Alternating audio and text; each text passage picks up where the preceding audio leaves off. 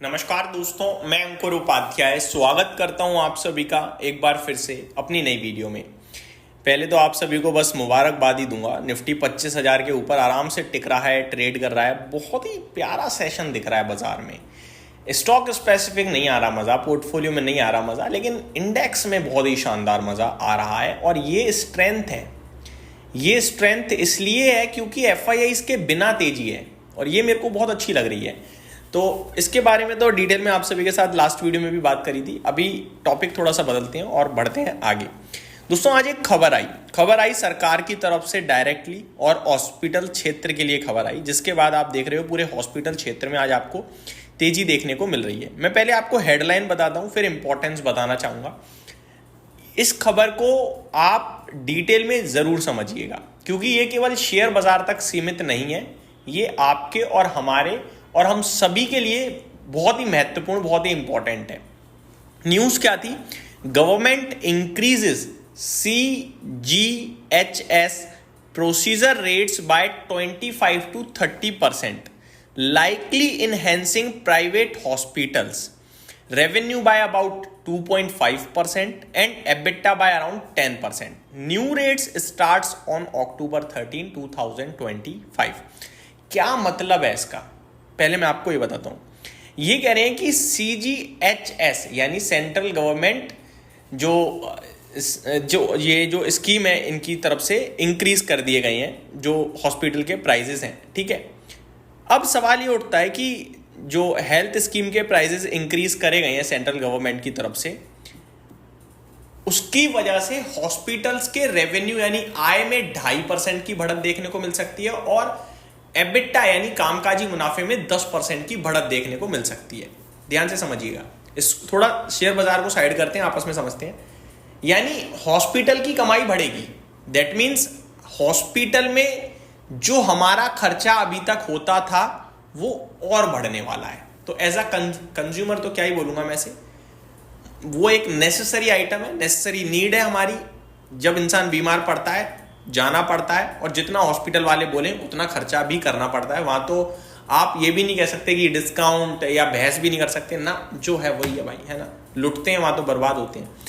वहां पे हेल्थ भी टूटती है और वहां पे फाइनेंशियल हेल्थ भी टूटती है, राइट।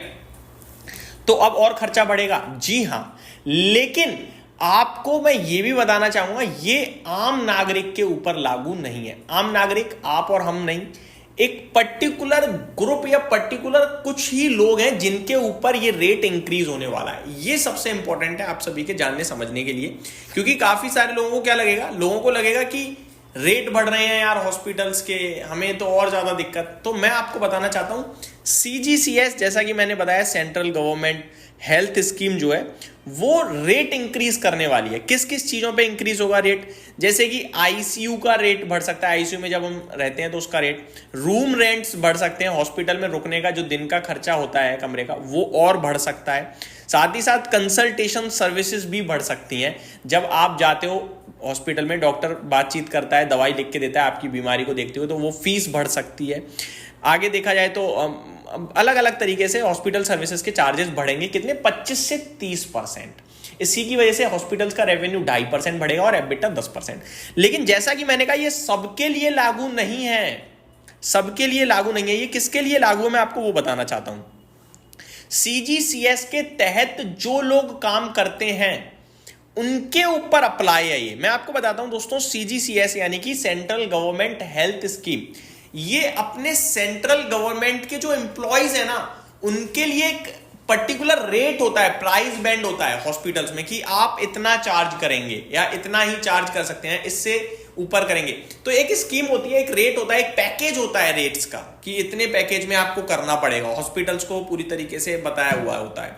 तो सेंट्रल गवर्नमेंट के जो एम्प्लॉइज हैं उनके ऊपर चार्जेस हाइक हो रहे हैं 25 से 30%। मान लो मैं एक सेंट्रल गवर्नमेंट का एम्प्लॉय हूं और मेरा पहले 1,000 रुपए में एक नॉर्मल पैकेज था, एक मेडिकल पैकेज कि मैं उसमें जाके ये करा सकता हूं। अब वही पैकेज 1,000 रुपए से बढ़कर हो सकता है 1,250 रुपए का हो जाए या फिर आपका हो सकता है और ज्यादा बढ़ जाए, ठीक है। तो ये डिटेल्स हैं पूरी की पूरी। तो मैं अगर एम्प्लॉय हूं तो मेरे लिए ये बढ़ा क्योंकि मेरे लिए पहले लिमिट्स तय थी। वहीं दूसरी तरफ अगर मैं अब जैसे एक नॉर्मल व्यक्ति मैं जाना चाहूँ हॉस्पिटल में, तो मेरा पहले जितना खर्चा था उतना ही है, ठीक है। तो ये सबसे इंपॉर्टेंट है। इसीलिए 25-30% प्राइस हाइक के बावजूद रेवेन्यू 2.5% और मुनाफा 10% बढ़ रहा है, कामकाजी मुनाफा। अदरवाइज तो ये 25-30% बढ़ जाता अगर सबके लिए ही होता तो ये एक डिटेल्स थी जो मैंने आपके साथ शेयर की। अब इससे फर्क देखिए कितना आया। मुबारक हो, निफ्टी 25,025 और स्मॉल कैप और मिड कैप भी थोड़ा थोड़ा ऊपर कोशिश कर रहे हैं आने की। अब आज पूरा हॉस्पिटल क्षेत्र देखो कैसे भाग रहा है। फोर्टीज हेल्थ 6.5% ऊपर, मैक्स हेल्थ 5.5% ऊपर, एस्टर डीएम में तेजी दिख रही है आप सभी को। तो एमके और फार्मा भी बढ़िया कर रहा है, हालांकि ये तो आई थिंक मेडिकल लाइन से हो जाता है, तो medical line in the mean medicine में। तो ये पूरा का पूरा न्यूज़ और पूरी की पूरी अपडेट थी मेरी तरफ से आप सभी के लिए। मेट्रोपोलिस में भी 3.5% की तेजी देखने को मिल रही है। तो ये पर्टिकुलर एक कैटेगरी के लिए है, सेंट्रल गवर्नमेंट के एम्प्लॉयज़ या वर्कर्स के लिए, और जो नॉर्मल सिटीजन्स हैं भारत के उनके लिए कोई इसमें बदलाव नहीं है, एज इट इज है, जो पहले था वही था। यही समाप्त करता हूँ इस वीडियो को। उम्मीद करता हूँ डिटेल्स पसंद आई होंगी। Thank you so much for watching this video. Have a great day guys.